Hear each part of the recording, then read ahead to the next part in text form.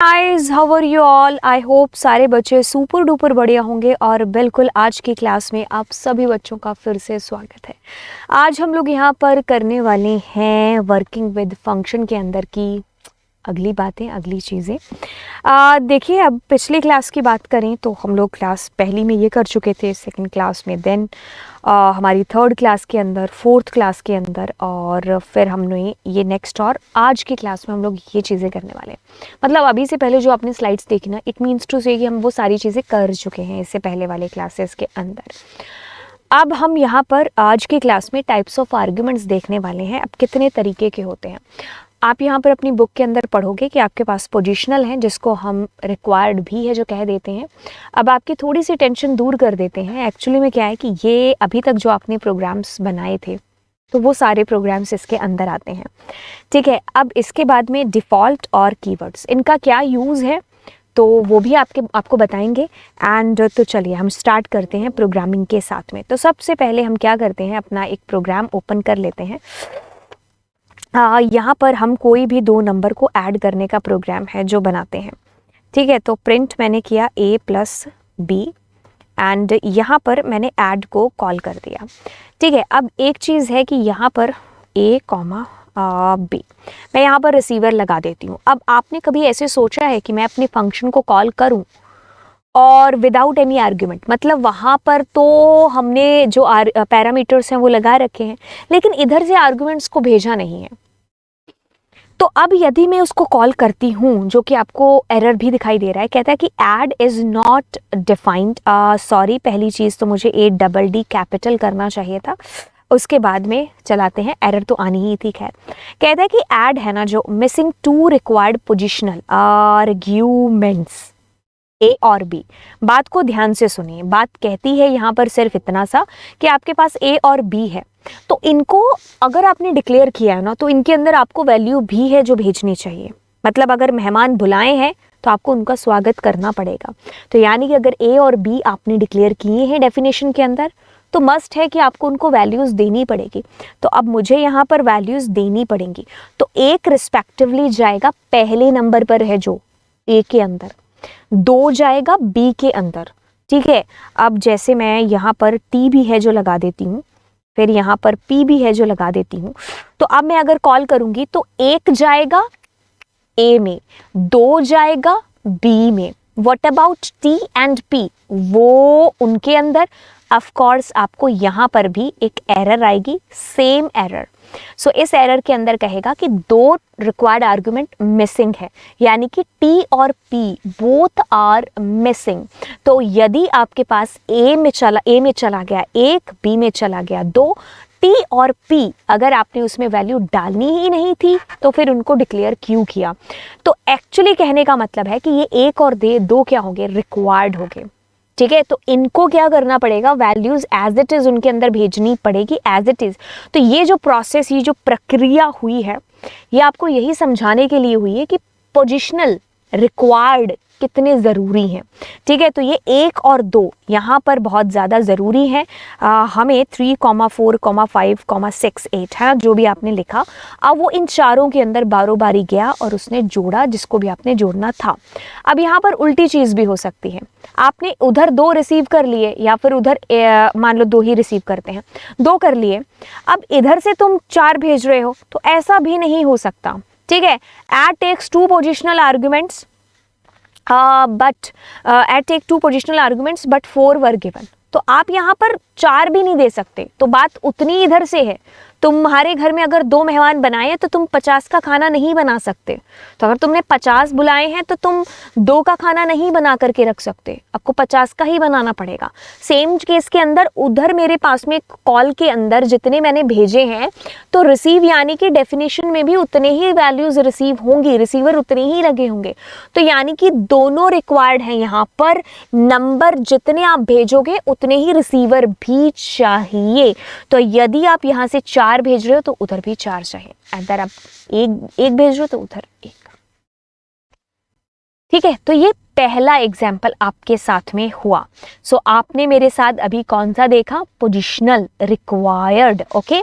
सो अगर मैं यहाँ से A को भेजूंगी तो A मतलब पहले वाला पहले वाले में ही जाएगा, तो मतलब ये जो 10 है ना वो A में ही जाएगा, ठीक है। फिर ये जो 20 है ना ये B में ही जाएगा। इनका नाम सेम हो सकता है, मतलब यहाँ पर भी आप A B कर सकते थे इफ़ यू वांट टू से कि A is equal to B is equal to 10 कर दिया, तो यहाँ पर भी अब 10 है, यहाँ पर भी अभी 10 है, तो कहने को हमने वैल्यूज मतलब नाम दे दिया इनको A और B, बट है वैल्यूज जा रही, ठीक है। नाम मैंने पिछली आर्गुमेंट वाली क्लास में भी आपको बताया था। तो अब यहाँ पर क्या हो रहा है, रिसीव हो रहे हैं, ठीक है। यदि आपने क्या किया, यहाँ से उनको कुछ भेजा ही नहीं तो फिर क्या होगा, दिक्कत आ जाएगी ना आपको। तो ऐसे केस में आपको एरर आ जाएगी। तो यानी कि आप जितने इधर से भेज रहे हो उतने उधर से रिसीव होने चाहिए। अब आपने यहाँ पर 1 भेजा तो अभी A में 1 गया, ठीक है, B में 2 गया, व्हाट अबाउट C, तो ये फिर आपको एरर दे देगा, ठीक है। तो अगर आपको एक आप मिसिंग है तो आपको वो भेजना ही पड़ेगा। अब डिफ़ॉल्ट की बारी आती है। डिफ़ॉल्ट आपका उस केस में काम आता है जब आपने रिक्वायर्ड या पोजिशनल नहीं भेजा है, ठीक है, तो आप उसमें डिफ़ॉल्ट वैल्यू दे सकते हो। मतलब कहने का कि आपने मान लीजिए पेपर नहीं दिया है, ठीक है, और आपके मतलब टीचर ने मिनिमम मार्क्स रख दिए कि अगर किसी बच्चे ने पेपर नहीं भी दिया ना तो उसके 15 मिलेंगे। आप कहोगे वाओ ऐसा होना चाहिए, मैं सिर्फ एक एग्जाम्पल दे रही हूँ और एग्जाम्पल तक खुश हो जाओ। तो आपने पेपर नहीं दिया तो भी आपको 15 नंबर मिल रहे हैं, हमने वैल्यू नहीं भेजी तो भी वो डिफ़ॉल्ट वैल्यू वहाँ पर सज करके बैठी हुई है। कूल। अब ये क्या चीज़ मैंने आपको बोली इसको हम देखते हैं। ओके, सो देखिए क्या चीज़ हुई, यहाँ पर मैंने C, D ऐसा रख लिया, ठीक है। अब मेरा 3 जाएगा A में, 4 जाएगा B में, 6 जाएगा C में, 8 जाएगा D में। मैं कहूँगी सुपर कूल, काम हो गया। ओके, अब मैं इन दोनों को भी एक बार प्लस कर दूं जिससे इनकी इंपॉर्टेंस यहाँ बनी रहे, है ना। तो आपके पास चारों पांचों जुड़ जाएंगे, कूल। अब मैं क्या करती हूँ, मैं करती हूँ कि यहाँ से ना मैं 3 ही भेजूंगी, ठीक है, ठीक है। अब आपको पता है कि एरर आएगी, ठीक है। अब मैं क्या करती हूँ, D के अंदर 90 रख देती हूँ। This is called default. आपने क्या किया, उसमें डिफ़ॉल्ट वैल्यू डाल दी। तो ये डिफ़ॉल्ट वैल्यू आपकी उस वक्त काम आएगी जब आप यहाँ से पोजिशनल को भेजना भूल गए हो, या फिर आपको पता ना हो कि कितने आर्ग्यूमेंट्स हैं या कुछ भी है, कोई भी रीज़न हो सकता है।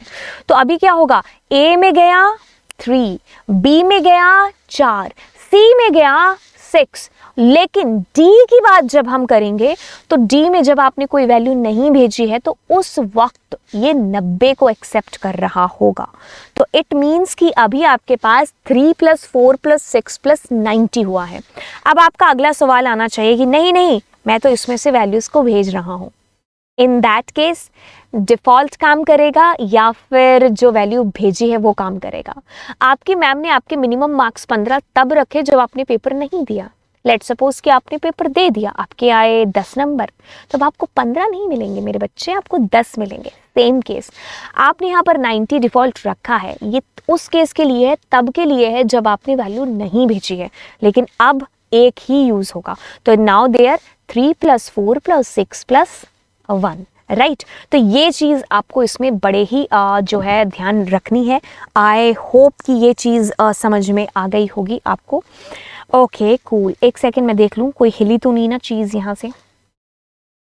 That is cool. हाँ ओके, क्योंकि एडिटिंग करने का भी टाइम नहीं है, क्योंकि आपके पूरा सिलेबस कराना है, तो थोड़ी बहुत नीचे बीच में चीज़ें होती हैं तो उसको लाइव की तरह जाने दिया करो, ठीक है। Okay cool, fine. अभी 3 4 5 ओके, तो 3 इसमें गया, 4 इसमें गया, 6 इसमें गया एंड D इसमें चला गया मेरे का, ठीक है। Okay cool. ओके, अब मैं इसमें कुछ चेंजेस करती हूँ, जैसे कि मैं B के अंदर भी पोजिशनल डाल देती हूँ 89। अब आपको यहाँ पर ना कुछ चीज़ें ध्यान रखनी होगी, क्योंकि हर चीज़ रूल्स के साथ में चलती है।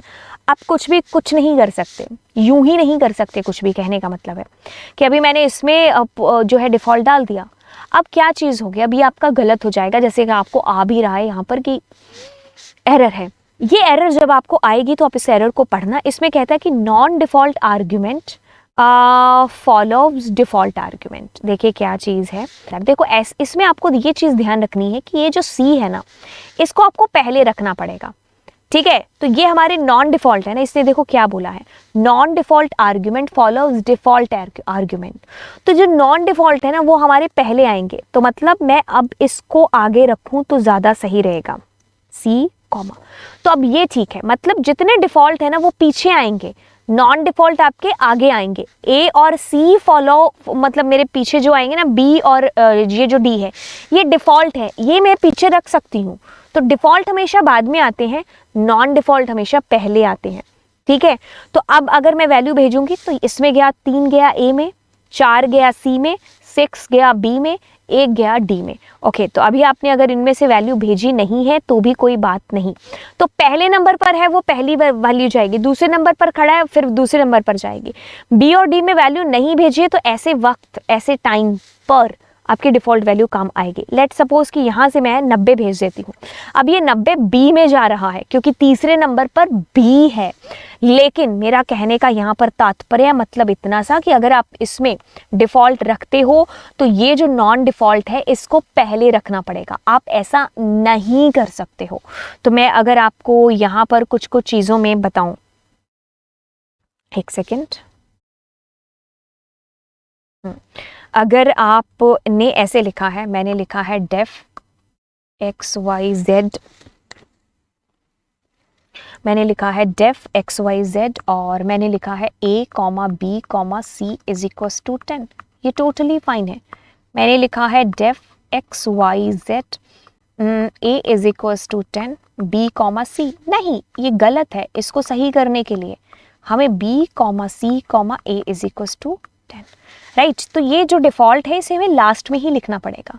अभी मैंने ऐसे लिखा def x Y Z a is equals to 5 b c और d, ये भी गलत है। उसके लिए हमें पहले नॉन डिफ़ॉल्ट को रखना पड़ेगा, लास्ट में डिफ़ॉल्ट को रखना पड़ेगा, ठीक है। डेफ एक्स वाई जेड, जैसे आपने कहा X Y Z is equals to 5 और a, तो ये भी गलत है। तो आपको इसको कैसे करना चाहिए, x y a comma z is equals to 5। तो डिफ़ॉल्ट हमारे लास्ट में आएंगे, नॉन डिफ़ॉल्ट हमारे उससे पहले आएंगे, ठीक है। तो जब वैल्यू उधर से कॉल हो रही होगी तो वो ऐसे ही हो, पहली वाली वैल्यू इसमें, दूसरी इसमें, तीसरी इसमें, इसमें नहीं भी आ रही तो भी कोई बात नहीं है, डिफ़ॉल्ट ले लेगा, ठीक है। तो ये चीज़ें आपको ध्यान में रखनी है इसके अंदर।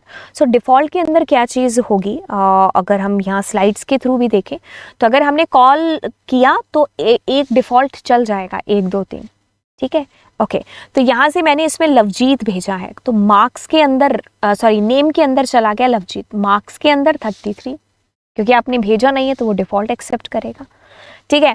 अब मैंने यहाँ से लवजीत भेजा तो इसने एक्सेप्ट किया। ये जो 50 है ये अब रिप्लेस होगा, मतलब जो 33 है वो रिप्लेस हो जाएगा, 50 यहाँ पर एक्सेप्ट होगा, ठीक है। इंपॉर्टेंट चीज़ वही मैंने कहा, default argument gives after non default argument, always positional will come first, ठीक है। देखिए आप 2 को कॉल करते भेजते हो तो अब ये इसके थ्रू मान लो रिसीव हो रहा है, तो व्हाट अबाउट बी, है ना। तो ये हड़बड़ आपको नहीं करनी है, आपको हमेशा डिफ़ॉल्ट को पीछे रखना है और नॉन डिफ़ॉल्ट को पहले रखना है, ठीक है। ओके, सो इम्पॉर्टेंट पॉइंट यहाँ पर अगर हम पॉइंट्स की बात करें तो देखिए अगर आपने यहाँ से 1 को किया तो 1 हमारा इसके थ्रू रिसीव, वही बात ना, बी ऐसे कैसे हो सकता है, you need to correct it like that, b comma a is equals to, ठीक है। हमें यहाँ पर ऐसे देना चाहिए, तो 1 इसमें जाएगा और इसमें तो वैल्यू डिफ़ॉल्ट है ही, ठीक है। तो मैं 1 इसमें भेजूंगी और इसमें तो है ही, ठीक है। तो ये इंपॉर्टेंट याद रखना है आपको। अब कीवर्ड्स क्या होते हैं, तो कीवर्ड्स बेसिकली क्या होते हैं, मैंने कर दिया साइंस इज इक्वल्स टू या फिर साइंस कर दिया, ठीक है। ओके, मैथ्स कर दिया एंड इंग्लिश कर दिया एंड हिंदी कर दिया, ठीक है। ओके, तो यहाँ पर चारों सब्जेक्ट्स को आपका जोड़ दिया, ठीक है। Science plus maths plus English plus Hindi, ये जुड़ गए। ओके, तो अब मैं क्या कर रही हूँ, इधर से कोई भेज रही हूँ तो हिंदी साइंस में चले गए 3, मैथ्स में चले गए 4, इंग्लिश में चले गए 90, व्हाट अबाउट हिंदी, तो आप फटाफट से बोलेंगे एरर आएगी। तो मैं हिंदी के अंदर कुछ भी मार्क्स हैं जो भेज देती हूँ तो अब नहीं आएगी। अब मैं ऐसा करती हूँ कि इंग्लिश के अंदर 90 डाला, ठीक है। अब ये एरर आ गई तो हमारे नॉन डिफ़ॉल्ट बाद में आने चाहिए, लेकिन इसको भी मैं डिफ़ॉल्ट बना देती हूँ। तो वैसे केस में जब आप यहाँ से इन वैल्यूज़ को नहीं भेज रहे होते तो अभी क्या आ जाएगा, 3 के अंदर 3 जाएगा साइंस में, मैथ्स के अंदर जाएगा 4, इंग्लिश के अंदर जाएगा 99। What about Hindi? हिंदी में 9 ही रिसीव होगा। रिसीव का मतलब है कि 9 बाय डिफॉल्ट आ जाएगा। कूल।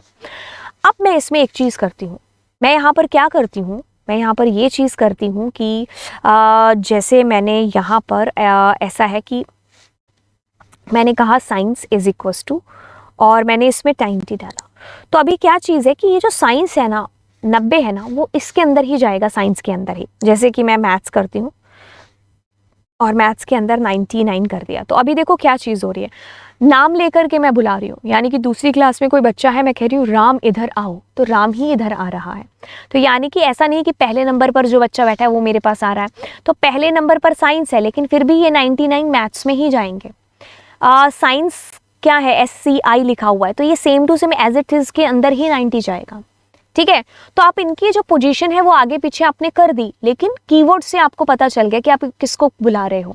तो यहाँ पर आपको as it is spelling same लिखनी पड़ेगी। यू कांट इवन राइट छोटी बड़ी ABCD भी नहीं लिख सकते हो, तो इसमें भी आपको एरर आ जाएगी। तो अगर आप कीवर्ड दे रहे हो तो आपको एज इट इज वही नाम देना पड़ेगा। तो अब मैथ्स के अंदर चले गए 99, साइंस के अंदर गए 90, और इन दोनों में इनकी डिफ़ॉल्ट वैल्यू थी। ओके, अब यदि मैं इनकी डिफ़ॉल्ट वैल्यू ऐसे कर देती हूँ तो यहाँ पर मुझे ये एक प्यारी सी एरर देगा, ये कहेगा P फॉर पोजिशनल हमारे फॉलोव्स कीवर्ड आर्ग्यूमेंट। तो इसमें भी वही पंगा है कि ये जो हमारे पोजिशनल है ना, इनको पहले आना पड़ेगा, यानी कि आपको यहाँ पर लिखना पड़ेगा इनको। ठीक है, लेकिन अब इसमें भी एरर आ रही है। दिक्कत कहाँ पर आ रही है? दिक्कत आ रही है कि 9 गया साइंस में और 8 गया मैथ्स के अंदर। व्हाट अबाउट मैथ्स और साइंस? यहाँ पर डबल डुप्लीकेट वैल्यूज आप यहाँ पर दे रहे हो। ठीक है, तो मल्टीपल वैल्यूज आप उनके अंदर डाल रहे हो, दो वैल्यूज थोड़ी ना डल सकती हैं। ठीक है, तो अब मुझे क्या करना पड़ेगा, जैसे मैं यहाँ पर 99 दे देती हूँ। ठीक है, तो अभी भी इसमें मेरे को पंगा पड़ रहा है। क्यों? क्योंकि मैथ्स में मल्टीपल वैल्यूज जा रही है। तो आप क्या करिए, इंग्लिश यहाँ पर दे दीजिए। तो ये इंग्लिश के अंदर, एक सेकेंड, ओके, यहाँ पर, हाँ, इंग्लिश के अंदर। ठीक है, तो अभी क्या होगा, 9 गया साइंस में, 99 गया। ऐसे करके देख लिया करो ना, मैं भी ऐसे करके देखती हूँ तो पता चल जाता है किसी में मल्टीपल तो नहीं जा रही है, आगे पीछे पोजीशन तो नहीं हो रखी है। साइंस में गया 9 और मैथ्स में गया 99, इंग्लिश में गया 99। अब हमें कोई पंगा नहीं पड़ना चाहिए। ठीक है, तो आपको ये हमेशा चीज़ याद रखनी पड़ेगी कि जैसे अगर मैं इसके बाद 89 दे रही हूँ तो ये प्रॉब्लमैटिक है, आप ऐसा नहीं कर सकते। राइट, तो आपको हमेशा कीवर्ड्स को लास्ट में देना होगा, पोजिशनल के बाद में। ठीक है, और मेक श्योर कि यदि आपने पोजिशनल यहाँ पर दे दिया है तो किसी के अंदर मल्टीपल वैल्यूज़ तो नहीं जा रही है, जैसे अभी जा रही है। 9 के अंदर ये चला गया, 99 इसमें चला गया, 99 इंग्लिश में जा रहा है, इंग्लिश में तुम ये वैल्यू भी डाल रहे हो। तो तुम करना क्या चाहते हो? तो instead of that what you can remove simply. तो अभी इंग्लिश में जो है हमें एरर आएगी, हाँ, तो मैं यहाँ पर कॉमा डाल करके इंग्लिश, अब इसमें या तो ऐसे करके दे सकती हूँ, अदरवाइज ऐसे करके भी है जो दे सकती हूँ। ठीक है, तो दोनों ही केसेस में इंग्लिश में ही वैल्यू मेरी जा रही है, लेकिन इसका यूज़ हमारा तब हो सकता है जब हम आगे पीछे पोजीशन कर रहे हैं। तो जैसे मैं मैथ्स के यहाँ पर 90 डाल रही हूँ, साइंस के यहाँ पर 34, तो यहाँ आगे पीछे हो गए, तो इससे कोई पंगा नहीं पड़ रहा है। ठीक है, तो जैसे मैं अब यहाँ पर जो है इंग्लिश उसके 45 दे दिए। ठीक है, ओके, तो अब ये बिल्कुल सही है। अब अगर मैं यहाँ 9 जो है दे देती हूँ तो बिल्कुल एरर आएगी। ऐसे केस के अंदर आपको इसको शुरू में है जो रखना होगा। इसके अंदर से बिल्कुल समझ में आई है वो आपको अभी मैं दोबारा भी बता देती हूँ, कीवर्ड्स क्या काम कर गए। तो ये जो अपने नाम दिए हैं ना, बोले तो दे आर कॉल्ड कीवर्ड। तो अब मार्क्स में जाएगा, नेम में जाएगा। ठीक है, यदि आप ये नहीं लगाते तो नेम में 50 चला जाता, मार्क्स में जी चला जाता। ठीक है, सो कहने का मतलब है कि हम इसके अंदर कीवर्ड्स ये देखें एज इट इज़ नाम है जो लिख रहे हैं, तो इसमें नहीं सॉरी, ये इसमें, ये इच में, ये इश में ऐसे जा रहा है। ठीक है, हमें ऐसे केस में बिल्कुल ध्यान में रखना होगा, एक सेकेंड, ऐसा केस हमें बिल्कुल ध्यान में रखना होगा कि ये जो है ना ये पहले आए, लेकिन हाँ, तो अभी ऐसे हो सकता है 80, CS इज इक्वस टू 70 और इंग्लिश इज इक्वस टू 99। तो 80 इसमें चला गया, इंग्लिश में जो जाना है, CS में जो जाना है वो जाएगा। ठीक है, ओके, तो बस इसमें हमारी वैसे स्पेलिंग ही गलत है, ये वाले के अंदर। बाकी इसके अंदर क्या आएगा, मैथ्स के अंदर अगर ये भेज रहे हो और अगर ये मैथ्स ही होता तो फिर एक में दो वैल्यूज़, डुप्लीकेट वैल्यूज़ आप भेज रहे हो। तब आप पॉइंट नंबर 1 की तरफ देखेंगे। इसमें क्या चीज़ है, इसमें ये चीज़ है कि क्या हो सकता है। तो बी में चला गया ये, ए में चला गया ये, सुपर कूल। ठीक है, तो ये वाली चीज़ में कोई दिक्कत नहीं।